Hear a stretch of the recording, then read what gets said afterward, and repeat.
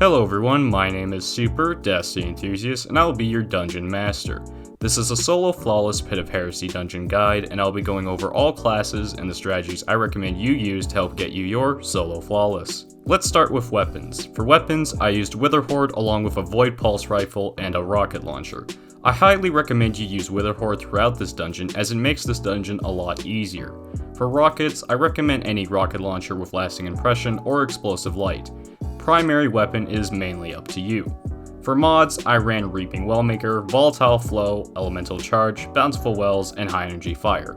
You don't need to run these mods specifically if you feel like you have a better build or setup. For the Hunter class, I recommend you run 3-shot Tether with Omnioculus for resistance while you are invisible. The fragments I recommend you use are Echo of Remnants, Echo of Obscurity, and Echo of Resistance.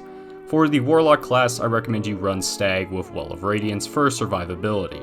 And for Titans, I recommend either Bubble with One-Eyed Mask and the same fragments I recommended for the Hunter, or you can run Falling Star and Thunder Crash if you want to go for DPS and boss melting. Now with all of that out of the way, let's talk about mechanics and encounters. The first encounter is the Necropolis Encounter. You will need to drop down to this tower, kill the adds, and then proceed inside. Inside the room there will be 3 symbols and a Swordbearer Knight. You will need to kill the Swordbearer Knight to get it to drop a sword, which you will then need to pick up to kill 3 bosses. These 3 bosses will be located inside of the towers with symbols that correspond or match with the symbols you will see in the first Swordbearer room. These symbols are completely random, and so are the bosses. Basically, each boss you see in this video may not be at the same location for you. Now, let's talk about the bosses individually. One of the bosses will be a Shield Knight, with a bunch of Thrall around it. Kill the Thrall and then use the sword's light attack or super attack to damage the boss. If your sword happens to run out or despawn, you can find Swordbearer Knights roaming around the map to get a new sword. Keep in mind that there are also adds and Ogre mini-bosses that will melt you, so be wary of those when you are going to get a new sword. The next boss will be a Wizard boss, accompanied by 2 solar shielded wizards. Kill those wizards first before dealing with the actual boss. For the boss, make sure you use the sword's heavy attack to fire a projectile to deal damage. You can also use the sword's super attack to damage the wizard as well. For the final boss, it will be a Shrieker accompanied by 2 ogres. Kill the ogres if they bother you or if they become a problem. To kill the Shrieker, block with the sword and reflect the Shrieker's attack back at itself. That is the only way to actually deal damage and kill it. Once all 3 bosses are dead, a green beacon will appear at a tower. Go down to where the beacon is and kill the Pit Keeper Knight or the Gatekeeper Knight and progress to the next encounter.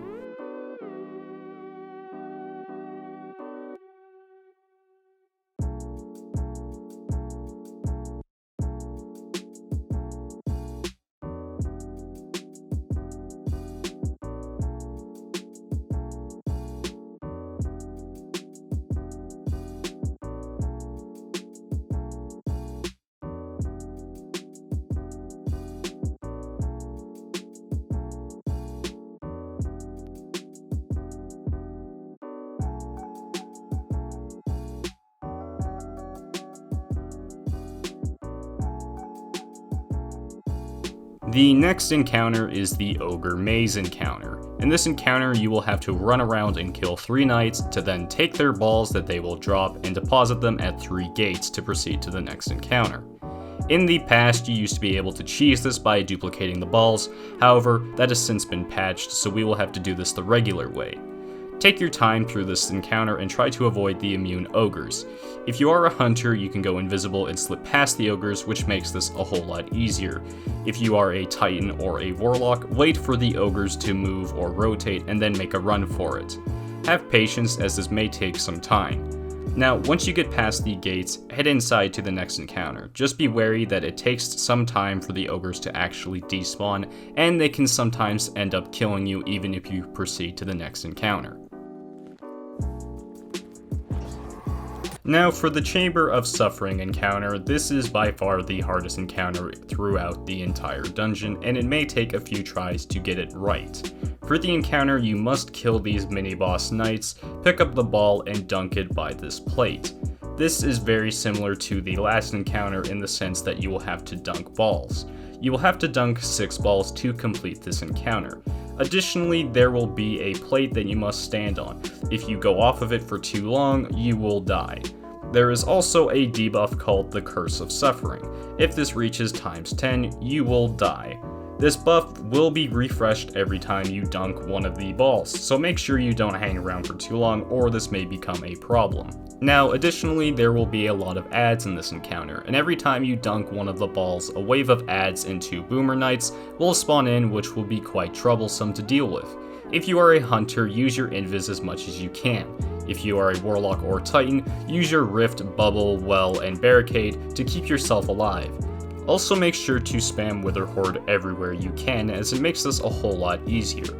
Here's a run of me doing this encounter on a hunter if you want some more insight or want to see how I personally did this.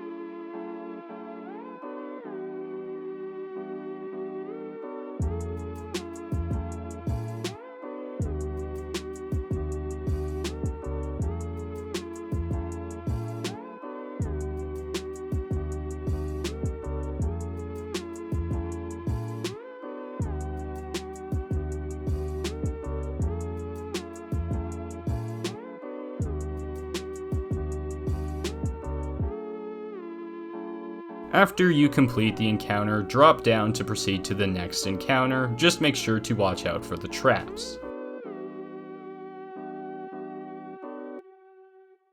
For the Harrow encounter, or the Wizard Maze encounter, you must run around and kill 3 wizard mini-bosses. You are supposed to look at the 3 starting symbols to find the wizards similar to the very first encounter.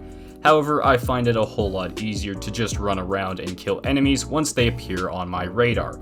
There isn't really anything special going on here, just make sure to watch and avoid the traps. Another thing you can do is put on any jump exotics like Stompies or Lion Ramparts to make all of the jumping a little bit easier during this encounter. Just play to your distance when dealing with the wizards and you should be fine.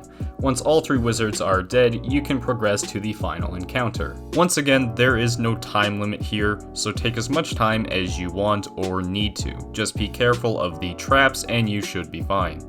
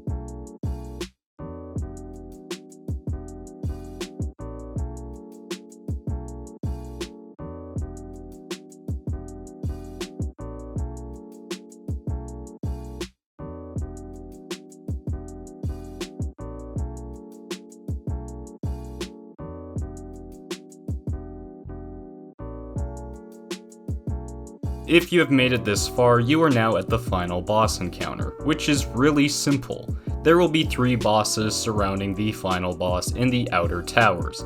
These are the exact same bosses we met in the very first encounter and function the exact same way.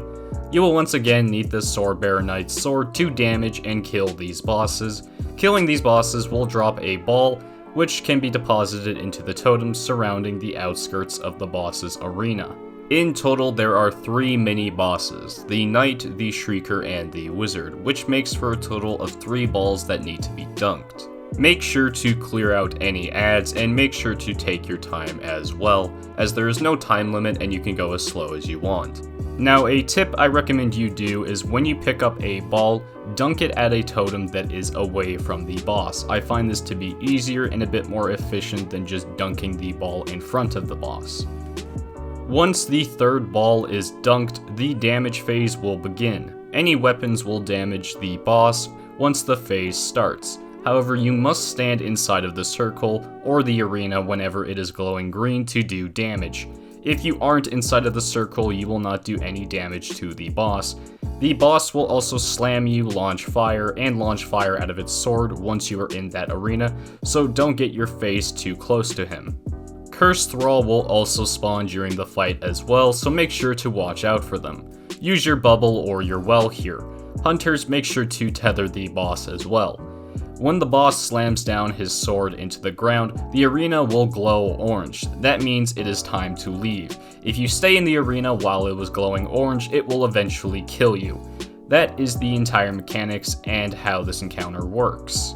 Now, all those mechanics may seem like a lot, but it is not, so let's sum it down. Kill the ads, get a bearer sword, kill one of the bosses, dunk the ball, kill the ads. Do that 2 more times and then damage the boss during the damage phase. Remember to watch out for Cursed Thrall during that as well, and rinse and repeat this until the boss is dead. And that is it for the guide. If you have any questions or advice for your fellow Guardians, make sure to drop a comment below, as I will be answering any questions that you may have. I hope this helps you get your clear. My name's Super Destiny Enthusiast, and I'll see you all in the next video. Bye bye.